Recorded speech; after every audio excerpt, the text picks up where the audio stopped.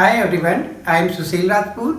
Today in this video I am going to discuss about the structure of flower and structure of anther. It is the second topic of class 12 CBSE biology जिसमें जो main topic है आपका reproduction in flowering plant. तो आज का जो video है उसमें हम जनरल क्या बात करेंगे, general structure of the flower के बारे में बात करेंगे। ये जो रिप्रोडक्टिव पार्ट है ये हम आज बात कर रहे हैं सेक्सुअल रिप्रोडक्शन इन फ्लावर की।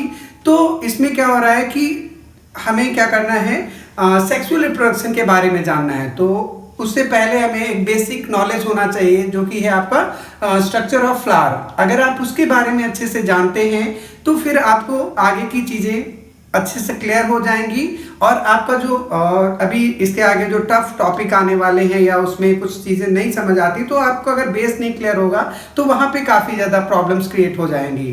तो आज का जो वीडियो है हमारा जनरल स्ट्रक्चर ऑफ फ्लावर के बारे में है। तो सबसे पहले अगर हम बात करें जो कि हमारा मेन टॉपिक है रिप्रोडक्शन इन फ्लावरिंग प्लांट।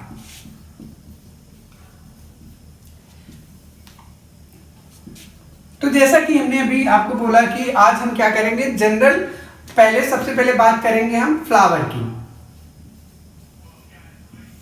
इसका स्ट्रक्चर क्या होता है, इसमें कौन कौन से पार्ट्स होते हैं, उन पार्ट्स का क्या फंक्शन होता है, उनके बारे में थोड़ा सा बेसिक नॉलेज लेंगे। तो अगर हम बात करें फ्लावर की तो ये सबसे पहले अगर हम फ्लावर की बात करें तो ये क्या होता है, मॉडिफाइड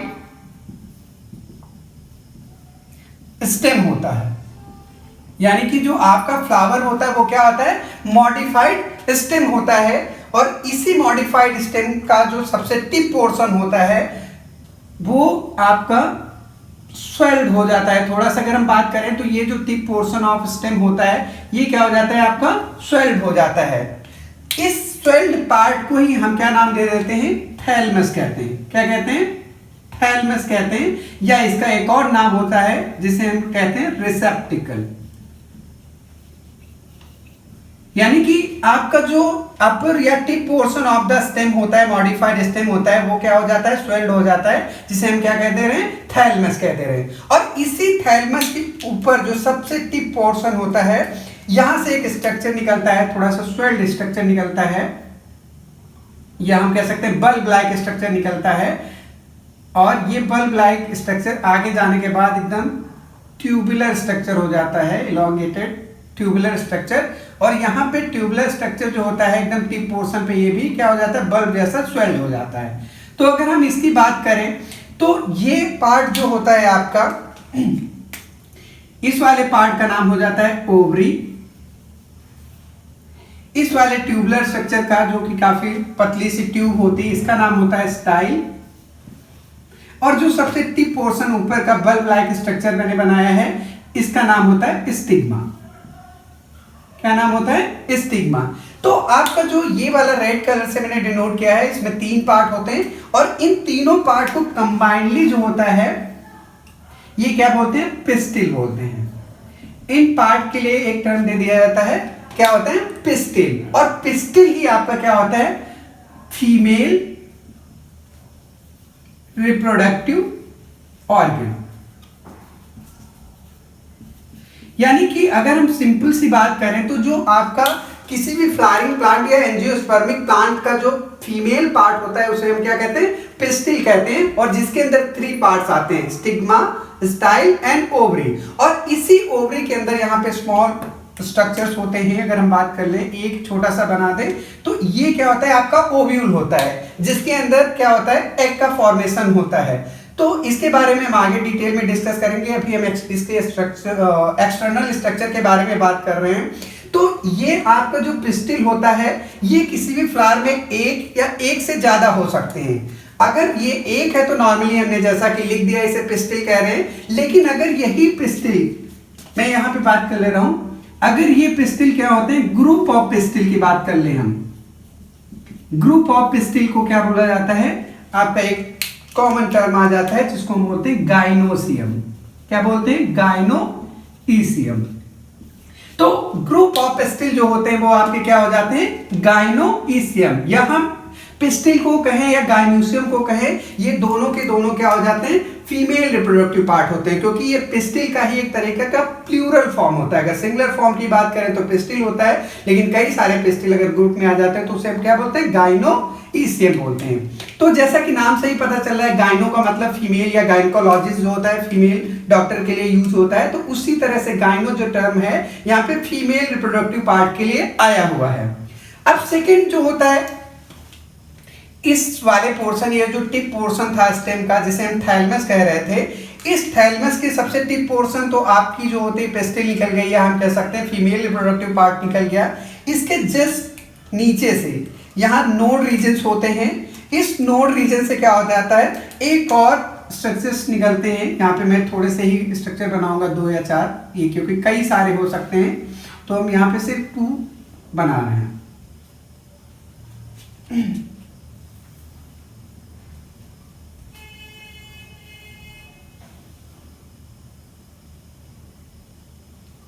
एक और यहाँ पे क्या हो जाता है, आपका फिलामेंटस स्ट्रक्चर है, और फिलामेंटस स्ट्रक्चर जो है आगे एकदम टिप पोर्शन पे जाके ये भी क्या हो जाता है, स्वेल्ड हो जाता है। तो ये जो होता है, ये फिलामेंटस स्ट्रक्चर होता है, इसका जो आपका सिंपल नाम ही हो जाता है फिलामेंट। क्या नाम हो जाता है, फिलामेंट। और ये जब फिलामेंट ऊपर एकदम टिप पे आने के बाद स्वेल्ड हो जाता है, तो इसका जो नाम हो जाता है वो होता है आपका एंथर। क्या हो जाता है, एंथर। और इन जैसा कि हमने यहाँ पे स्टिग्मा, स्टाइल और ओवरी तीनों को मिला के पिस्टिल हो जाता है, ऐसे ही यहाँ पे एंथर और फिलामेंट को मिला करके जो टर्म आ जाता है वो आपका बोला जाता है स्टैमेन। क्या बोला जाता है, स्टैमेन। तो यहाँ पे क्या था, जिस तरह से ये पिस्टिल आपका फीमेल रिप्रोडक्टिव पार्ट था, वैसे ही जो स्टेम होता है ये आपका क्या हो जाता है, मेल रिप्रोडक्टिव पार्ट होता है, male reproductive part of the flower.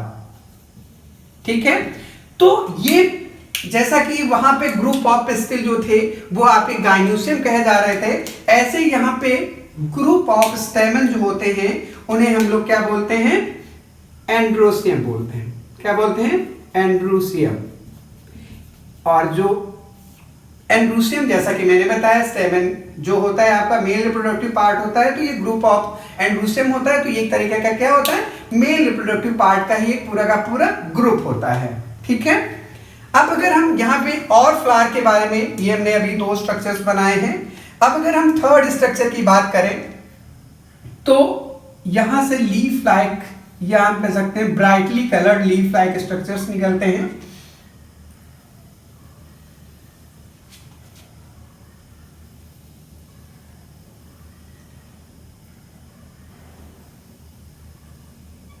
यहां से क्या होते हैं, brightly colour leaf like structures निकले होते हैं। इनके लिए जो टर्म यूज किया जाता है, ये तो सबसे कॉमन है, जिसको हम आप नॉर्मली भी सुनते हैं, क्या बोलते हैं, पेटल्स बोलते हैं। क्या बोला जाता है, पेटल्स। और अगर हम बात करें, जैसा कि हमने एक को हम पेटल्स कह रहे हैं, अगर हम ग्रुप ऑफ पेटल्स की बात करें तो इनके लिए टर्म हो जाता है आपका कोरोला। क्या हो जाता है, कोरोला। अब अगर हम इनके फंक्शन की बात करें तो इनका जो मेन काम होता है वो एंटमोफिली कराने के लिए रिस्पॉन्सिबल होते हैं। एंटमोफिली क्या होता है, पॉलिनेशन बाय द इंसेक्ट, यानी कि इनका मेन जो फंक्शन होता है वो इंसेक्ट को अपनी तरफ अट्रैक्ट करना होता है। तो जब इंसेक्ट इनकी तरफ अट्रैक्ट होंगे तो दूसरे प्लांट से वो उड़ करके आएंगे, तो उन वाले जो सेकेंड प्लांट्स हैं उनके पॉलन ग्रेन भी उनके साथ यहाँ तक आ जाएंगे। तो जो पेटल्स का मेन काम होता है to attract the insect toward its. ठीक है, तो ये अपनी तरफ क्या करता है, इंसेक्ट को अट्रैक्ट करता है, इसलिए इन्हें क्या बोलते हैं, हम कह सकते हैं एंटमोफिली बोलते हैं, जो पॉलिनेशन बाय द इंसेक्ट। तो उसके लिए मेन फंक्शन जो वही रोल होता है। अब अगर ये आपका जो थर्ड पार्ट हो गया फ्लावर का, एक और पार्ट होता है आपके जो फ्लावर्स होते हैं उनमें यहाँ पे ग्रीन एक लीफ लाइक छोटा सा स्ट्रक्चर निकला होता है। ये एक या एक से कई ज्यादा हो सकते हैं,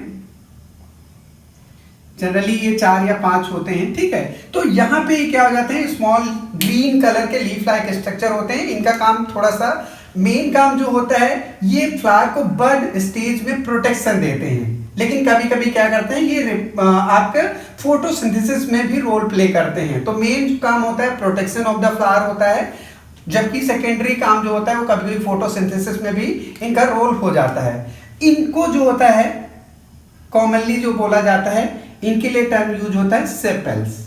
क्या नाम टर्म यूज होता है? सेपेल्स। जैसा कि हमने सबका ग्रुप ऑफ नाम दिया है, तो इनका भी क्या होता है? ग्रुप ऑफ सेपेल्स जो होते हैं। अगर हम बात करें ग्रुप ऑफ सेपेल्स की, ठीक है, तो इनके लिए जो टर्म यूज होता है वो होता है आपका कैलिक्स। क्या टर्म यूज होता है? कैलिक्स।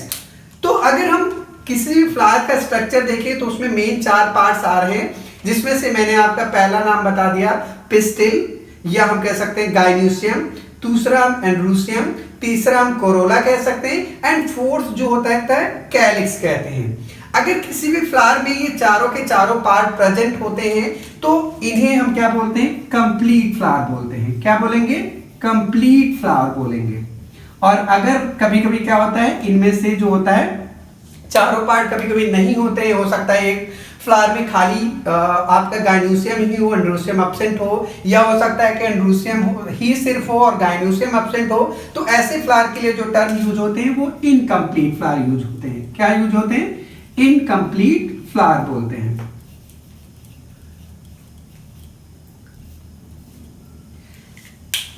अब अगर एक और चीज हो जाती है यहाँ पे, जो आपका ये चारों के चारों पार्ट होते हैं, इसमें से जो 2 पार्ट होते हैं, जिसकी अगर हम बात करें कैलिक्स प्लस कोरोला की, तो ये आपके जो होते हैं वो क्या होते हैं? एसेसरी ऑर्गन होते हैं, यानी कि उनका जो मेन रोल होता है वो बहुत ज्यादा नहीं है फ्लावर में। लेकिन अगर 2 पार्ट जिसमें से गाइन्यूसियम प्लस आपका एंड्रूसियम की बात करें, तो ये जो होते हैं आपके essential part of the flower होते हैं। कौन कौन से एसेंशियल पार्ट होते हैं? आपका गाइन्यूसियम प्लस एंड्रूसियम। अगर दोनों को मिला दिया जाए तो ये हमारे फ्लावर के, क्योंकि मेन फंक्शन ही फ्लावर का होता है सेक्सुअल रिप्रोडक्शन में इन्वॉल्व होना, तो अगर मेल और फीमेल पार्ट नहीं होंगे तो वो नॉन एसेंशियल ही माना जाएगा।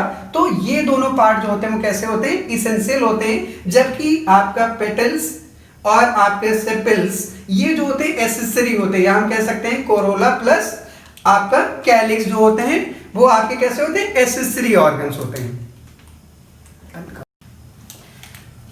तो अगर हम फ्लावर की एसेंशियल पार्ट की जो हम बात कर रहे हैं, उसमें से आज हम क्या करेंगे? मेल रिप्रोडक्टिव जो पार्ट है आपका, जिसको हमने स्टेमेन नाम दिया है, या ग्रुप ऑफ स्टेमेन जो एंथर है, उनका एक बेसिक एक्सटर्नल स्ट्रक्चर के बारे में थोड़ा सा समझ लेते हैं।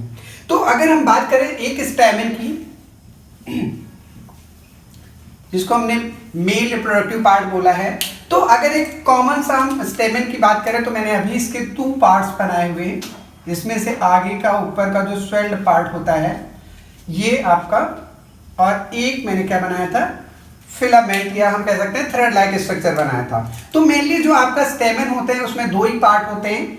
स्टेमेन के अगर हम अपर स्वेल्ड पार्ट की बात करें तो जैसा कि मैंने ऊपर लिखा था, इसको हम बोलते हैं एंथर, और ये जो होता है आपका क्या होता है? फिलामेंट होता है।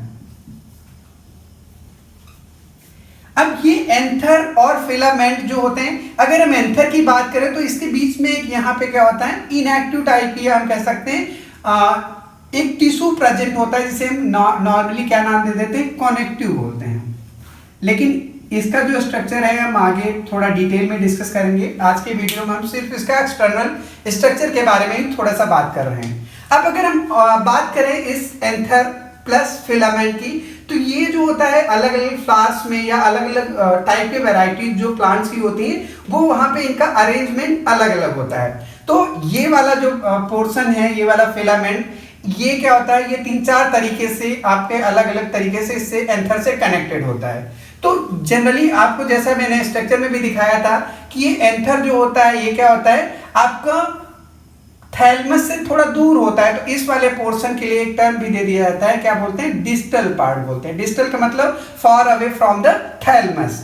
जबकि यहाँ पे क्या होता है? ये वाला जो पोर्शन होता है इसको बोलते हैं प्रॉक्सिमल पार्ट। क्या बोलते हैं? प्रॉक्सिमल। तो आपका जो फिलामेंट होता है, इसकी जो थैलमस की तरफ वाली एंड को प्रॉक्सिमल बोलते हैं, जबकि जो आपके एंथर की तरफ होती है उसको क्या बोलते हैं? डिस्टल पार्ट बोलते हैं। डिस्टल पार्ट बोलते हैं। अब अगर हम इन जनरली क्या बात करें, जैसा कि स्ट्रक्चर में दिख रहा है कि जो आपका फिलामेंट तो थ्रेड लाइक है ही, लेकिन यहाँ पे हमने क्या बनाया है, यहाँ पे 2 लोब्स बना दिए हैं। क्या बनाए हैं? 2 लोब्स बना दिए हैं। तो इनके लिए टर्म यूज होता है जनरली, क्या होता है, ये आपका जो एंथर है, ये मैक्सिमम जो प्लांट्स होते हैं इनमें क्या होते हैं, 2 लोब्स होते हैं। अगर हम इसको थोड़ा सा बड़ा स्ट्रक्चर बनाएं,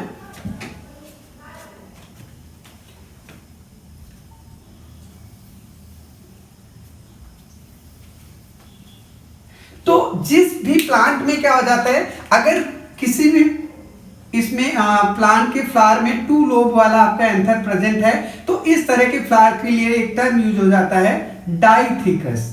सॉरी, इस तरह के फ्लावर के लिए नहीं, इस तरह के एंथर को बोलते हैं डाइथिकस। DI, डाई का मतलब 2 होता है, थीका का मतलब होता है क्योंकि इसमें ये होती है, इसके लिए जो लोब्स होते हैं ये थीका बोलते हैं। लेकिन अगर इंटरनली हम इसकी बात करें तो ये जो होते हैं, ये थीका जो होती है, इसमें एक यहां से हम अगर थोड़ा सा ऐसे कर दें तो ये जो डाइथिकस फ्लावर होते हैं इनमें 4 लोब होते हैं। क्या होते हैं?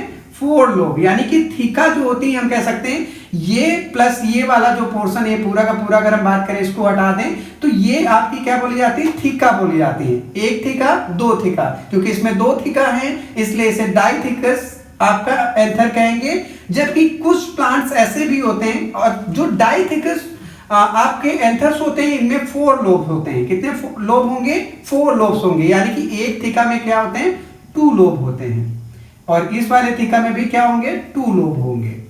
तो ये क्या होता है, मैक्सिमम केसेस में होता है। लेकिन कुछ फ्लावर यहां हम कह सकते हैं, एक फैमिली ऐसी भी है जिसमें क्या होता है, आपका मोनोथिकस क्या पाया जाता है, आपका एंथर पाया जाता है। अगर हम मोनोथिकस वाली एंथर की बात करें जिसमें क्या होगा, एक ही आपकी थीका होगी और इसमें क्या होंगे, 2 लोब्स होंगे। जैसे कि मैंने बताया कि एक थीका में क्या होते हैं, 2 लोब होते हैं। तो इस तरह, क्योंकि इसमें थीका एक है तो इस तरह के फ्लावर के लिए टर्म दिया जाता है मोनोथिकस एंथर।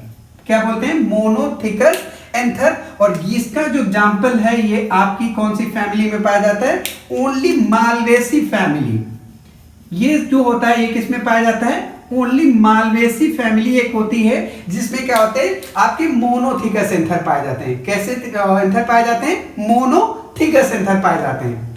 अब जैसा कि मैंने बताया था कि ये ऑन द बेसिस ऑफ इनका जो फिलामेंट का यहाँ पे अटैचमेंट है उसके बेस पे आपके जो एंथर हम कह सकते हैं या स्टेमन जो होते हैं वो 4 टाइप में डिवाइड कर दिया गया है। तो अगर हम सिंपल सा इसका स्ट्रक्चर हम देख लें तो सपोज अगर आपका ये एंथर है और इसके एकदम बेस से क्या निकला हो, आपका फिलामेंट निकला हो, तो इसको बोलते हैं बेसी फिक्स्ड। क्या बोलते हैं, बेसी फिक्स्ड। यानी कि क्योंकि यहाँ पे बेस पे एकदम फिक्स्ड है तो इसके लिए टर्म आ जाता है बेसी फिक्स्ड। अब क्या होता है, कभी कभी क्या होता है, कुछ फैमिलीज के फ्लावर में जो आपका ये एंथर होता है इसका फिलामेंट जो होता है वो कहां से निकलता है, इस साइड से, यानी कि इस किनारे पे निकल आता है। तो इस तरह के जो फ्लावर का एंथर होता है इसे बोलते हैं डॉर्सीफिक्स, क्योंकि डॉर्सल साइड से होता है इसलिए इसके लिए टर्म यूज होता है डॉर्सीफिक्स्ड। क्या टर्म यूज होता है, डॉर्सीफिक्स्ड। और थर्ड टाइप का जो होता है, कभी कभी क्या होता है, सपोज आपका ये आपका एंथर है तो इस एंथर के बीच में एकदम मिड में पूरे के पूरे इसमें जो होता है एक पूरा गोरा, यहां पूरे में ये क्या होता है, कनेक्ट हो जाता है। इसमें क्या हुआ था, एकदम यहां पे से टच हुआ है नीचे की तरफ, लेकिन इसमें क्या है, ये पूरा का पूरा अंदर तक, यानी कि इसके जो दोनों थीका हैं वो क्या है, इस बीच में है। तो अगर यहां से आपका फिलामेंट निकल रहा है तो इसके लिए एक टर्म हो जाता है एडिनेट। क्या टर्म यूज करते हैं, एडिनेट स्टेमन। और फोर्थ टाइप का आपका जो होता है ये क्या होता है, ये काफी थोड़ा सा लंबा होता है और काफी ज्यादा और इस तरह से, और तो इसका क्या होता है, यहां से जो फिलामेंट होता है एकदम बीच से, यानी कि ये इस फिलामेंट के दोनों तरफ आधा आधा इधर उधर ऐसे लटका रहता है और हिलता रहता है, क्योंकि इस तरह का जो आपका एंथर है ये एडिमोफिलिक होता है। एडिमोफिलिक का मतलब होता है कि इसका जो पॉलिनेशन होता है इस तरह का वो एयर के थ्रू होता है। जो फ्लावर एयर के थ्रू पॉलिनेटेड होते हैं, उन्हें हम बोलते हैं एनिमोफिली, यानी कि पॉलिनेशन बाय एयर। तो ये वाला जो टर्म होता है इसको बोलते हैं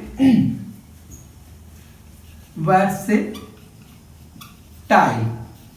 क्या बोलते हैं? वर्सेटाइल। इसके लिए बोलते हैं क्योंकि ये एयर में, और जनरली क्या होता है, ये एनिमोफिलिक प्लांट्स में पाया जाता है जो बाय एयर क्या करते हैं, पॉलिनेट करते हैं। तो on the basis of attachment of filament, ये आपके 4 टाइप के क्या होते हैं, आपके एंथर्स हो जाते हैं। अब अगर हम थोड़ा सा जनरल बेसिक, यहाँ पे मैं इसको थोड़ा सा रब कर दे रहा हूं।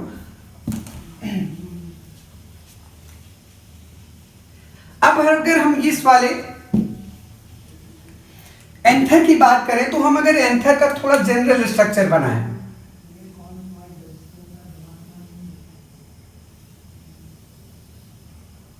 तो जैसा कि मैंने अभी बनाया है कि अगर इसको आप कट करेंगे तो ये क्या होता है, क्योंकि ये डाइथिकस है तो इसमें कितने लोब होंगे, 4 लोब्स होंगे। कितने लोब्स होते हैं आपके? 4 लोब्स होते हैं। तो मैं इसको थोड़ा सा इस तरह से ड्रॉ कर ले रहा हूं, और इसके बीच में क्या होता है, एक इनएक्टिव टाइप का टिश्यू फिल्ड होता है।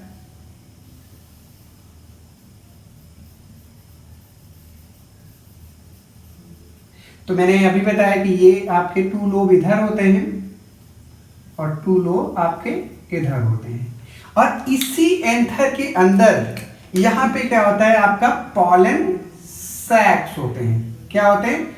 हर थीका में 2 पॉलन सैक्स होते हैं। तो यहाँ पे क्या होते हैं, पॉलन सैक्स होते हैं। लेकिन अगर हम बात करें, ये जो होता है अभी मैच्योर जब नहीं हुआ होता है पूरी तरह से, क्या होता है, कंप्लीटली मैच्योर नहीं होता है, तो इन्हीं के लिए टर्म यूज किया जाता है माइक्रोस्पोरेंजिया। माइक्रोस्पोरेंजिया। तो क्योंकि इसी की सेल से पूरा का पूरा आपका जो होता है पॉलन ग्रेन का फॉर्मेशन होता है। तो आज की वीडियो में सिर्फ हम इतना ही डिस्कस करेंगे, क्योंकि अगर हम इस माइक्रोस्पोरेंजिया या हम पूरे के पूरे एंथर का स्ट्रक्चर बनाएंगे तो काफी लेंथी वीडियो हो जाएगा। तो आज की वीडियो में सिर्फ इतना ही। नेक्स्ट वीडियो में हम माइक्रोस्पोरेंजिया का कैसे फॉर्मेशन होता है, कैसे पॉलन ग्रेन बनते हैं, उसके बारे में डिस्कस करेंगे। अगर आपको मेरी वीडियो पसंद आई है तो इसे लाइक करें, शेयर करें, कमेंट करें, और अगर आप मेरे चैनल पे नए हैं तो इसे सब्सक्राइब करें। Thank you.